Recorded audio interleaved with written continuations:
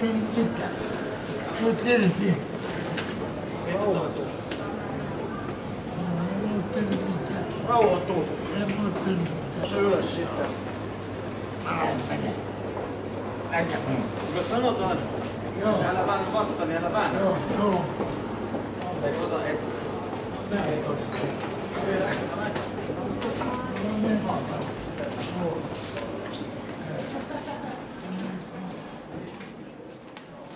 Mitäs vitu hienoa tossa on? Nimenomaan.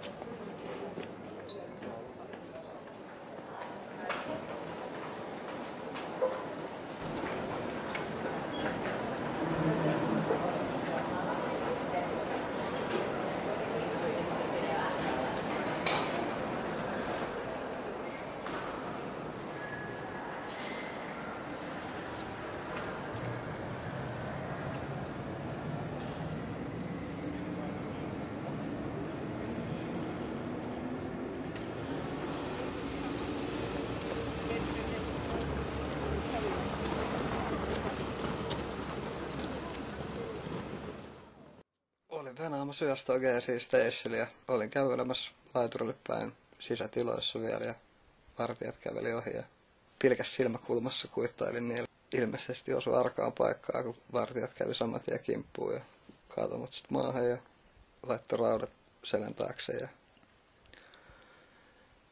lähti viemään sit sinne säilytyskoppiin kohde ja päästiin sinne, niin tuuppas mut siitä sisään niin kovaa, että lensi siitä huoneen poikki sinne perälle asti ja siellä oli semmonen posliidin lampukupu ja siitä naama edellä sit läpi ja aukesi vähän silmäkulma ja poskea tuli semmonen hyvän kokoinen vekki ja kukaan ei tullut jeesaa ylös siitä ja ei avannut rautoa tai mitään ja vaatteet oli boksereita kenkiä myötä ihan veres ja näytti ihan siltä, että kaula olisi vedetty auki ja no sit siihen tuli ambulanssi ja ihmetteli kovasti mitä on tapahtunut ja sit lähdettiinkin viemään Mariaa sairaalaan sinne tapaturmapäivystykseen ja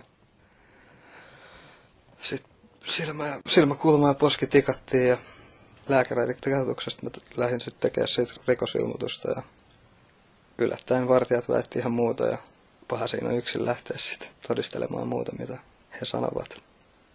No päästiin kuulusteluvaiheeseen niin sanoin, että hommais ne. Siellä on Rautatien tori täynnä valvontakameroita, niin ei varmasti siinä Elinaukion päädyssä sisäpuolella olla missään kovin kummasessa katveessa oltu, niin poliisi sitten tähän näin, että sähän tiedät, että FPS näitä nauhoja tai videomateriaalia hallitsee, et tuu varmaan näitä näkee ikinä. Ja lopulta tuli sitten syyttäjät kirja, missä todettiin, että ei voida varmuudella näyttää toteen, ettei kyseinen henkilö, eli minä, olisi itselleen aiheuttanut kyseisiä vammoja.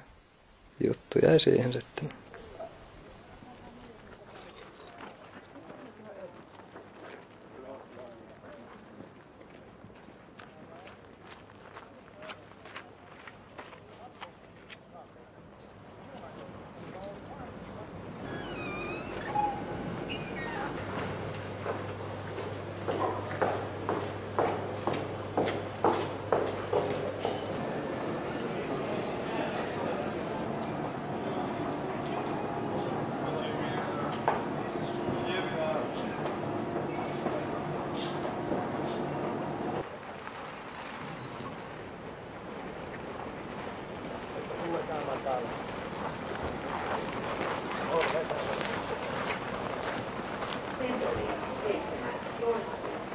Mä olin nukkuvassa Tikkurilla asemalla junalaiturin penkillä.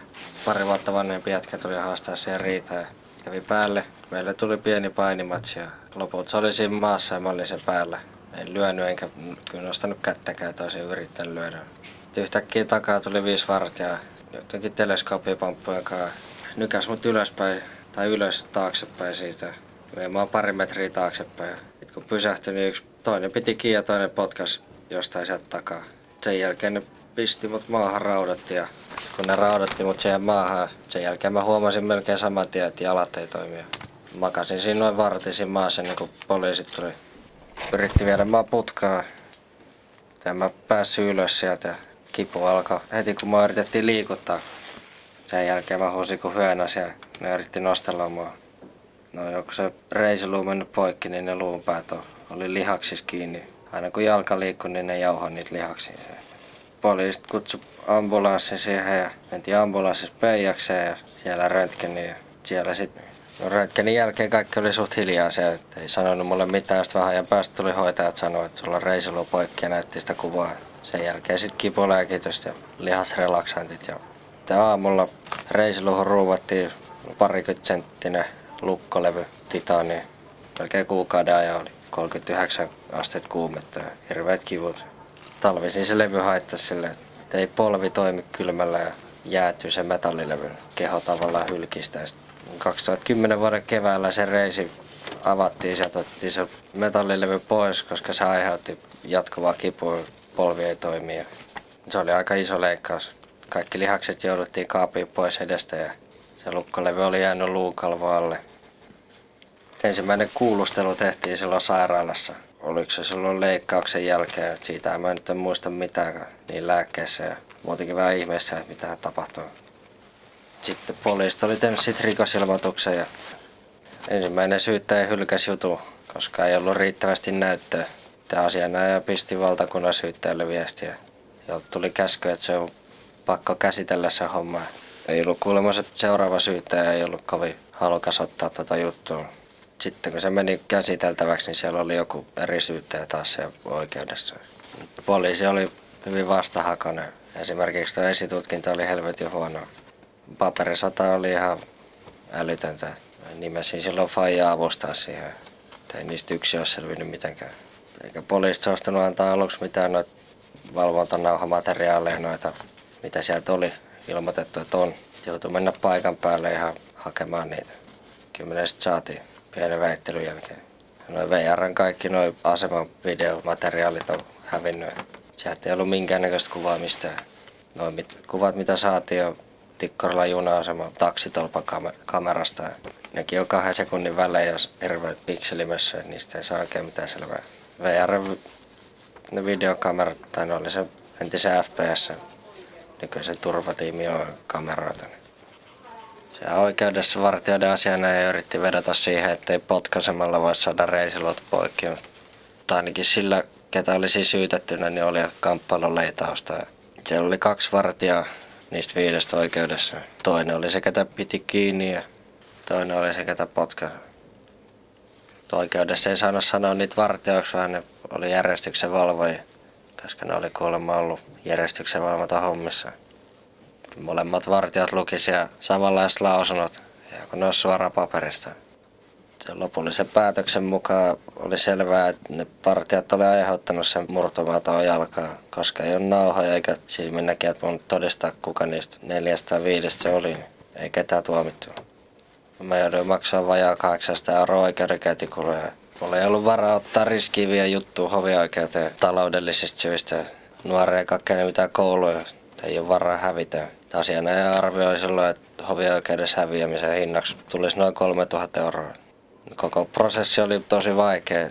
Tuntuu, että ei tuo oikeusjärjestelmä toimi. Tuntuu tosi turhauttavalle, että näin voi käydä, eikä tästä tule mitään seurauksia aiheuttajille. Asia ei koskettanut pelkästään mua, vaan perhe ja ystävät samalla kärsinyt. Tämä on vähentänyt yleisesti luottamusta viranomaisiin.